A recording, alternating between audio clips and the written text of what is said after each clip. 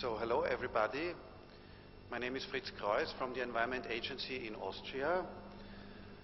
I'm a lawyer and I'm the team leader of this project that I'll introduce to you now.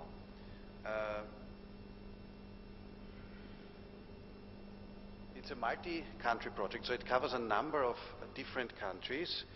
It does not cover Turkey, but it covers all the other countries of the region that are here with us in this accession workshop. So the Western Balkan, so-called Western Balkan countries. We have a second slide then where we will see in more detail the states that are covered.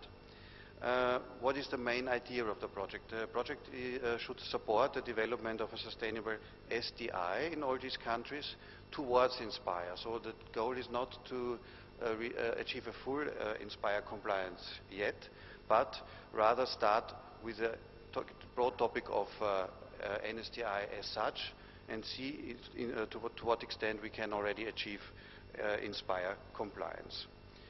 The project is not only implemented by the Environment Agency Austria, where I come from, but by a consortium consisting of several companies. There's one regional company that you might know. It's GDI Gisdata that has offices in many countries of the Western Balkans. And my colleague, the key expert too, Mr. Ivica Skender, comes from GDI Gisdata.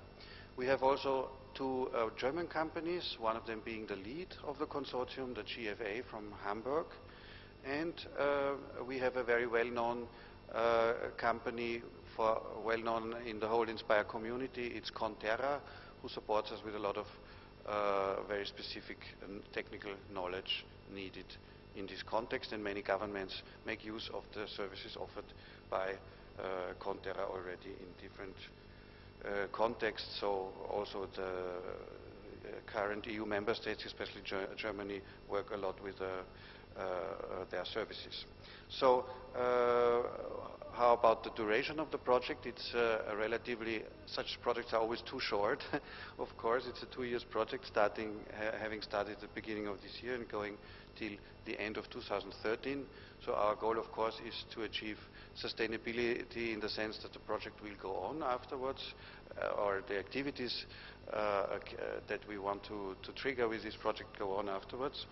And actually there's a good chance to achieve this, I think, because the initiative, and Mr. Bernd Wild mentioned this morning, the initiative for this project was done by the region itself, by the geodetic administrations of the Western Balkans, and especially, as mentioned, by the former director of the Croatian SGA, who substantially contributed to the development of the terms of reference.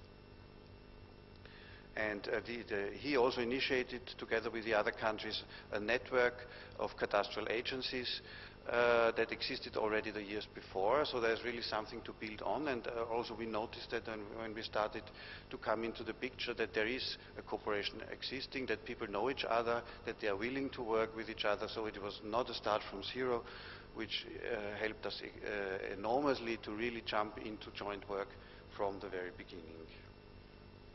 So here is now the slide I promised you with the countries, with the participating countries: Croatia, Serbia, Bosnia, Montenegro, the former Yugoslav Republic of Macedonia, and Albania and Kosovo.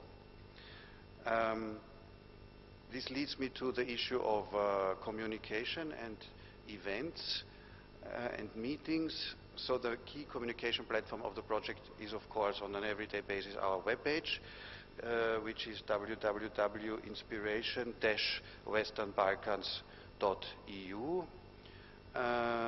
You cannot yet find it when you Google it, but we will make sure that also you can find it easily via Google very soon. So for the time being, please be aware of the webpage name, because you have to type it as such. The other important issue of communication is, of course, meetings, real meetings, where we will see each other face to face. And this we make possible through, first of all, quarterly meetings. Every quarter we meet in a different city of the region. We had an inception workshop, an inception meeting in Zagreb in the first quarter of the project. We now just had our second regional meeting in Bosnia, in Banja Luka, where we had a combination with the first training also and steering committee. So we always try to, in these regional events, to regroup several different events back to back. And it will go on like this. We will have the next regional meeting again in Zagreb in September, and then end of the year in Podgorica in Montenegro in December.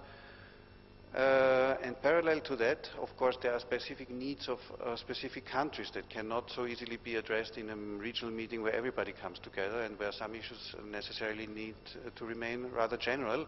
So parallel to the regional events, we have national workshops. We have 2 national workshops in all of the 7 countries, where there will also be a strong focus on the concrete institutional arrangements and settings in this very country, and legislative requirements or the need for upgrading legislation in the respective country.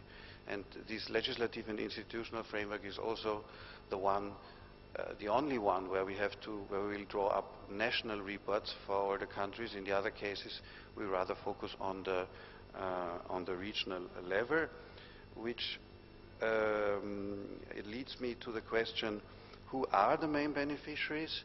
It is in all the 7 countries, it is not only the national mapping and cadastral authorities. They are the key beneficiaries, or main beneficiaries as it's called in the terms of reference. So they are our first interface for communication in the project. But there is a second circle of beneficiaries which is also very important, especially when looking at in universities, when it comes to skills and training and making people fit for the future challenges of implementation of a spatial data infrastructure.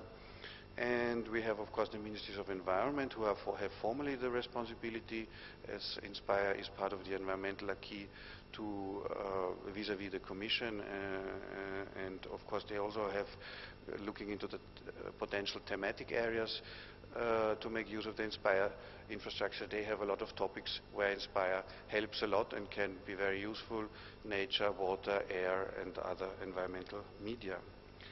And then we have a rather open third circle of beneficiaries coming from potentially other ministries, e.g.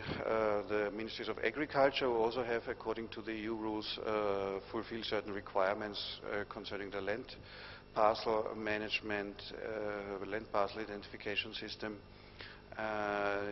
You may think of the regional funds and support schemes in the EU agricultural policy, so it's very important to have precise information in this sector. But in this third circle of beneficiaries, we also include the private sector, who has an important role.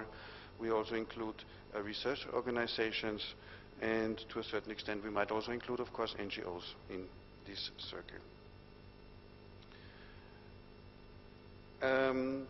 I will not go further in detail regarding the events and meetings, but I would like to speak a bit about the analytical and report-related part of the project.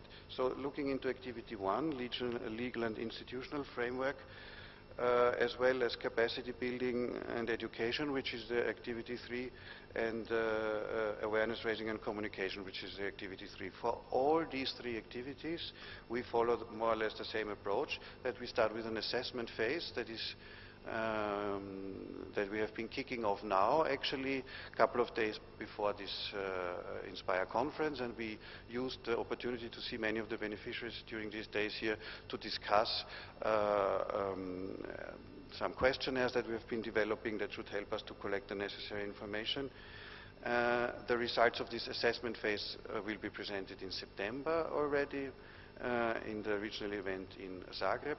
And then, as a next step out of this assessment, we will have recommendations, again under all 3 components, in the legal and institutional framework, in the capacity building sector, and in the awareness raising and communication sector. This should be ready till the end of the year. And then comes, for the second year of the project, for the year 2013, the implementation phase. Implementation phase means different things in the 3 components. In the legal and institutional framework, it means to help the countries with law drafting or with highlighting specific gaps in their legislation. So here we will go individually country by country. In the sector of capacity building and education, it means to implement some sort of a specific training program, actually, which we all have started to implement already now, because the project is so short, we can't wait till we terminate and conclude the whole assessment and recommendation phase concerning needed skills and training needs, so that we said we make this in a form of an overlapping system. But there will be, for example, in this what we consider the implementation phase, one big conference on education and training, and similar in the awareness raising and communication component. We will also have one big conference where we present our suggestions, what is needed in this sector, and we will also support and finance an awareness raising campaign, or at least selected measures out of such a campaign, because given the short time frame of the project, we will only be able to implement a couple of them. This is one more slide on how we intend to carry out the work now under the first phase, the assessment phase.